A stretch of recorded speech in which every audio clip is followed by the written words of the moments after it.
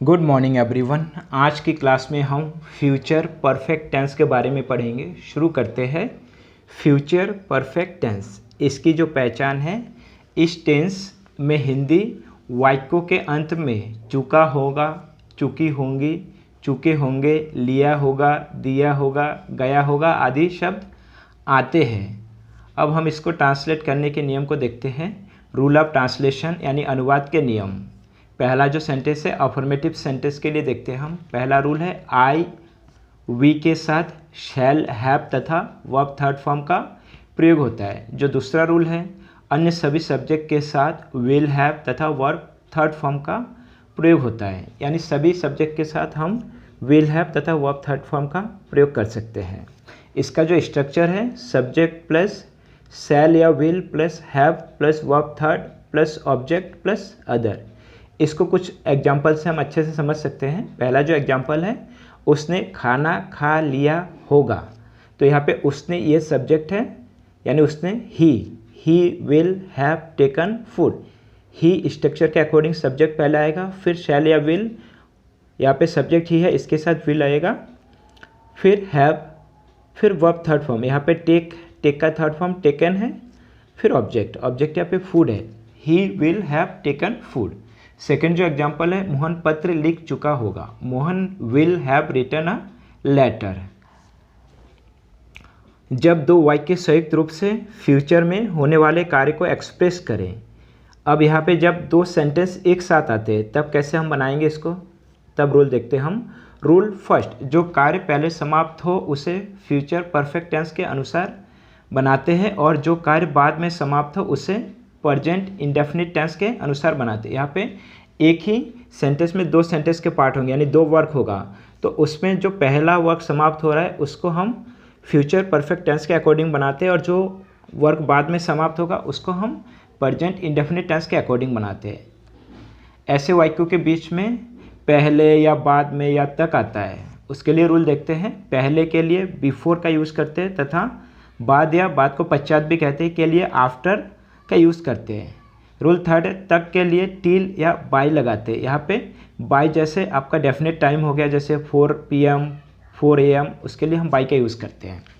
इसका जो स्ट्रक्चर है सब्जेक्ट प्लस शैल या will plus have plus verb third plus object plus before after या till plus subject plus verb first plus S या ES plus object. यानी पहला वाला जो पार्ट है इसको हम फ्यूचर परफेक्ट टेंस के अकॉर्डिंग बनाएंगे, और जो दूसरा वाला पार्ट है इसको हम प्रेजेंट इंडेफिनिट टेंस के अकॉर्डिंग बनाते हैं। अब इसके कुछ एग्जाम्पल देखते हैं। पहला जो एग्जाम्पल है, राम के आने से पहले वह जा चुका होगा, यानी यहाँ पे वह जा चुका होगा, ये काम पहले हो रहा है, तो इसको हम फ्यूचर परफेक्ट टेंस के अकॉर्डिंग बनाएंगे।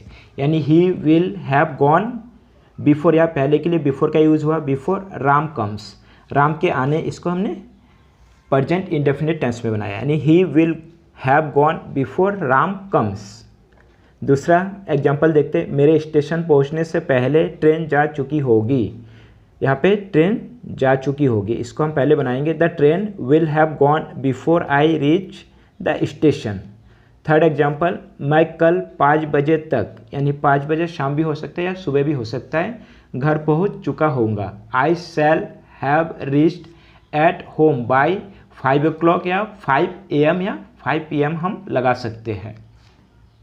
अब नेगेटिव सेंटेंस को देखते हैं। नेगेटिव सेंटेंस यानी नकारात्मक वाक्य, इसके लिए जो रूल है सब्जेक्ट के अनुसार शैल या विल, फिर नॉट तथा हैव और वर्ब थर्ड फॉर्म का प्रयोग होता है। इसका जो स्ट्रक्चर है सब्जेक्ट प्लस शैल या will plus not plus have plus verb third plus object plus other. यहाँ पे जो नॉट आएगा वो शैल या विल और हैव के बीच में आएगा। कुछ एग्जाम्पल देखते हैं। उसने अपना कार्य पूरा नहीं किया होगा, he will not have completed his work. Meera ने खाना नहीं खाई होगी, Meera will not have taken food. अब देखते हैं जब दो कार्य एक साथ होता है, जब दो वाक्य या कार्य साथ साथ होता है तब क्या रूल होगा। रूल पहला, यदि पहले भाग में नहीं शब्द आए तो उसे फ्यूचर परफेक्ट टेंस के नेगेटिव सेंटेंस के अकॉर्डिंग बनाते हैं। यदि वाक्य के दूसरे भाग में नहीं शब्द आए तो उसे प्रेजेंट इंडेफिनिट टेंस के नेगेटिव सेंटेंस के अकॉर्डिंग बनाते हैं।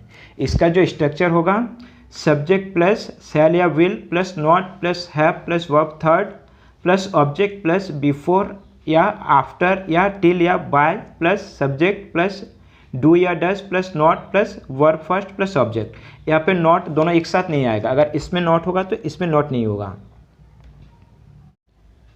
अब हम कुछ एग्जाम्पल देखते हैं। पहला जो एग्जाम्पल है, आपके आने से पहले मैं अपना काम समाप्त नहीं कर चुका होऊंगा। यहाँ पे काम समाप्त नहीं कर चुका होऊंगा, ये काम पहले हो रहा है, तो इसको हम फ्यूचर परफेक्ट टेंस के नेगेटिव पार्ट के अकॉर्डिंग बनाएंगे। I shall not have finished my work before you come. दूसरा जो सेंटेंस है, उसके आने के बाद मैं घर नहीं जा चुका होऊंगा। यहाँ पे उसके आने के बाद यानी वह पहले आया, उसके बाद मैं घर नहीं जा चुका होऊंगा, यानी सेकंड पार्ट में हम नेगेटिव सेंटेंस का यूज़ करेंगे हम। He will have come after I do not go to the home. अब हम इंट्रोगेटिव सेंटेंस में देखते हैं प्रश्नवाचक वाक्य। ये दो तरह के होते हैं, यस नो टाइप क्वेश्चंस और WH word type questions. Yes no type जो क्वेश्चन होते हैं, हिंदी वाक्य क्या से शुरू होता है इसमें, इसको बनाने के नियम को देखते हैं यानी रूल को देखते हैं। ट्रांसलेट करते समय क्या कि अंग्रेजी नहीं लिखते हैं, बल्कि वाक्य को सब्जेक्ट के अनुसार शैल या विल से शुरू करते हैं तथा सब्जेक्ट के बाद हैव और वर्ब थर्ड फॉर्म का प्रयोग करते हैं। इसका जो स्ट्रक्चर है, शैल या will plus subject plus have plus verb third plus object plus other. अब कुछ एग्जाम्पल देखते हैं हम। क्या वह घर जा चुका होगा, will he have gone to the home. क्या वह पत्र लिख चुका होगा, will he have written a letter. अब जब दो कार्य साथ साथ होते हैं तो इसको बनाने के नियम को देखते हैं। यदि पहले समाप्त होने वाले कार्य में क्या शब्द आए तो उसे फ्यूचर परफेक्ट टेंस यानी इंट्रोगेटिव के यस नो टाइप के अकॉर्डिंग बनाते हैं। जो दूसरा रूल है, यदि बाद में समाप्त होने वाले वाक्य में क्या शब्द आए तो उसे प्रेजेंट इंडेफिनिट टेंस के इंट्रोगेटिव के यस नो टाइप सेंटेंस के अकॉर्डिंग बनाते हैं। इसका जो स्ट्रक्चर है, शैल या will plus subject plus have plus verb third plus object plus before after या till plus subject plus verb first plus S या ईएस प्लस ऑब्जेक्ट। यानी जो पहले वाला पार्ट है इसको हम फ्यूचर परफेक्ट टेंस के इंट्रोगेटिव पार्ट के अकॉर्डिंग बनाएंगे और जो सेकेंड वाला टर्म है इसको हम प्रेजेंट इंडेफिनिट टेंस के इंट्रोगेटिव पार्ट के अकॉर्डिंग बनाएंगे। ठीक है, दोनों एक साथ नहीं होगा, अगर ये इंट्रोगेटिव होगा तो ये नहीं होगा, अगर ये इंट्रोगेटिव होगा तो ये वाला पार्ट नहीं होगा। अब कुछ एग्जांपल देखते हैं हम। क्या डॉक्टर के आने से पहले मरीज मर चुका होगा, will the patient have died before the doctor arrives. दूसरा एग्जांपल देखते हैं। क्या मेरे स्कूल पहुंचने तक प्रार्थना हो चुकी होगी, will the prayer have over before I reach the school. अब हम WH वर्ड टाइप क्वेश्चंस को देखते हैं। इसमें जो प्रश्नवाचक शब्द होते हैं वो हिंदी वाक्यों के बीच में आता है, जैसे क्या, कौन, कैसे, क्यों, ये सब वर्ड वाक्य के बीच में आता है। इसको बनाने के नियम को देखते हैं। यदि वाक्य के बीच में WH वर्ड आए तो ट्रांसलेट करते समय इनकी अंग्रेजी वाक्य के प्रारंभ में लिख देते हैं और शेष वाक्य को यस नो टाइप के नियमानुसार बनाते हैं। इसका जो स्ट्रक्चर है, WH वर्ड प्लस शैल या will plus subject plus have plus verb third plus object. यानी जो WH वर्ड है इसको हम पहले लिख देंगे और बाकी वाला जो रूल होगा यस नो टाइप का जो रूल है सेम टू सेम वही होगा। कुछ एग्जांपल से इसको समझते हैं। महेश कहाँ गया होगा, where will Mahesh have gone. वह क्यों रोया होगा, why will he have wept.